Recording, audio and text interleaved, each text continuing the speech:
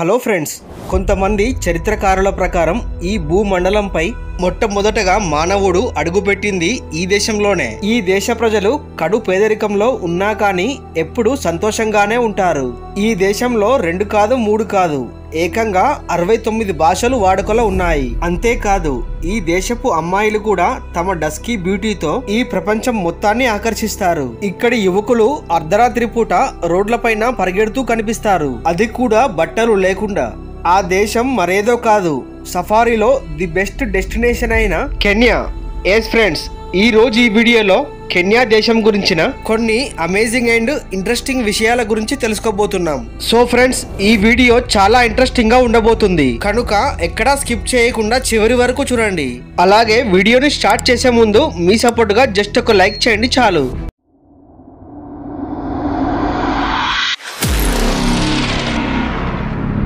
Kenya eastern ఆఫ్రికాలోని ఒక దేశం. దీని official name republic of Kenya. ఈ దేశం యొక్క మొత్తం జనాభా దాదాపు 5,53,00,000. ఈ దేశ రాజధాని నైరోబి. ఈ నగరం కెన్యాలోనే అతిపెద్ద నగరంగా చెప్పబడుతుంది. ఇక ఈ దేశంలో 2 కాదు 3 కాదు, ఏకంగా 69 భాషలు వాడుకలో ఉన్నాయి. ఈ దేశంలోని మాసాయి ట్రైబ్స్ ప్రపంచవ్యాప్తంగా చాలా ఫేమస్. వారి యొక్క సాంప్రదాయాలు, వారి జీవన విధానం అన్నీ కలిసి వీరికి ఈ ప్రపంచంలోనే ప్రత్యేక గుర్తింపును దక్కే విధంగా చేశాయి.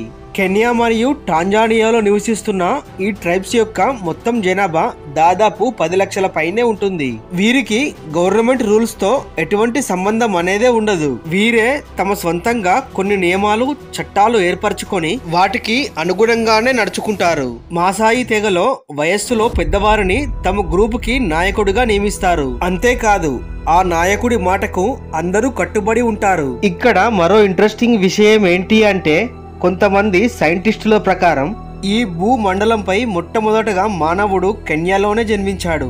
ఎందుకంటే ఈ దేశంలోనే అత్యంత పురాతనమైన మానవుని అస్థిపంజరాలు దొరికాయి. కాబట్టి మానవుడు ఇక్కడ నుంచే స్టార్ట్ అయ్యాడని చాలా మంది నమ్ముతారు.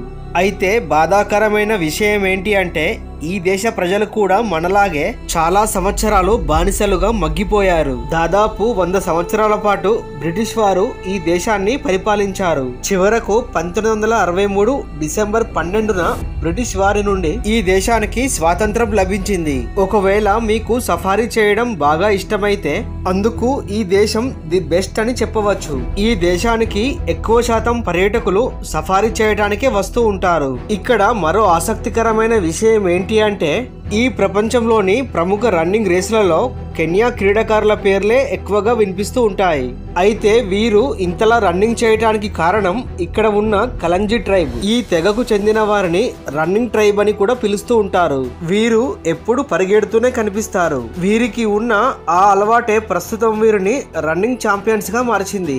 ఈ దేశంలో ప్రతిరోజు లక్షల మంది యువకులు రాత్రి 12 గంటల తర్వాత రోడ్లపై రన్నింగ్ చేస్తూ కనబడతారు. కొంతమంది అయితే ఏకంగా బట్టలు విప్పేసి రోడ్లపై పరిగెడుతూ కనిపిస్తారు. వీరంతా కూడా ఒలింపిక్స్ లో రాణించాలనే ఈ విధంగా పరిగెడుతూ ఉంటారు.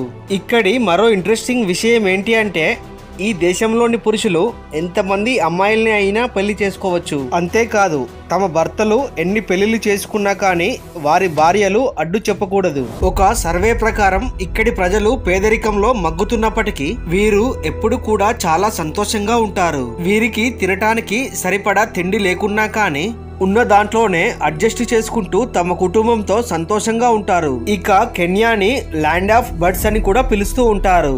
ఎందుకంటే ఈ దేశంలో దాదాపు 1130 రకాల వేరువేరు జాతుల పక్షులు కనిపిస్తూ ఉంటాయి. అంతేకాదు ఈ దేశ ప్రజలకు పక్షులంటే కూడా చాలా ఇష్టం. అందుకే అక్కడి ప్రజలు కూడా తమ ఇళ్లలో పక్షులను పెంచుతూ ఉంటారు. ఇక ప్లాస్టిక్ వినియోగంపై కెన్యాలో చాలా కఠినమైన నియమాలు ఉన్నాయి. ఒకవేళ ఎవరైనా ఈ దేశంలో ప్లాస్టిక్ బ్యాగ్ ని తయారు చేసినా, వాటిని అమ్మినా దాదాపు వారికి 4 సంవత్సరాల జైలు శిక్ష లేదా 25 లక్షల రూపాయల వరకు జరిమానా విధిస్తారు.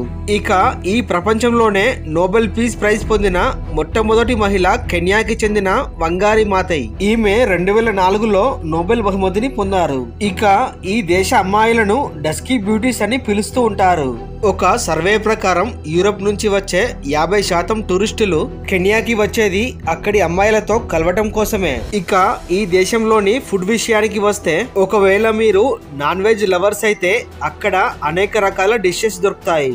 ఈ దేశం యొక్క ఫేమస్ ఫుడ్ పేరు కోమా. దీనిని రోస్ట్ చేసి తయారు చేస్తారు. ఇక ఈ దేశంలోని నైరోబీ నేషనల్ పార్క్ ప్రపంచవ్యాప్తంగా చాలా ఫేమస్.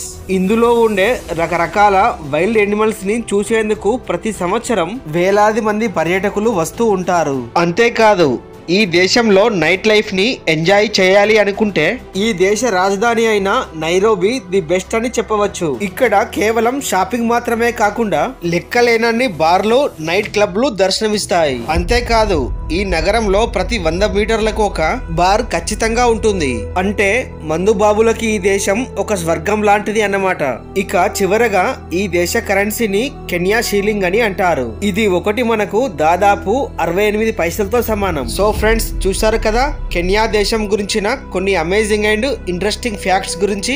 మరి ఈ వీడియో కనుక నచ్చినట్లయితే ఒక లైక్ చేసి ఈ వీడియో మీద మీ అభిప్రాయం ఏంటి అనేది కామెంట్ రూపంలో తెలియజేయండి. అలాగే ఇలాంటి మరిన్ని ఇంట్రెస్టింగ్ వీడియోస్ కోసం వెంటనే మన ఛానల్ ని సబ్స్క్రైబ్ చేయండి. Thank you friends. Thank you for watching.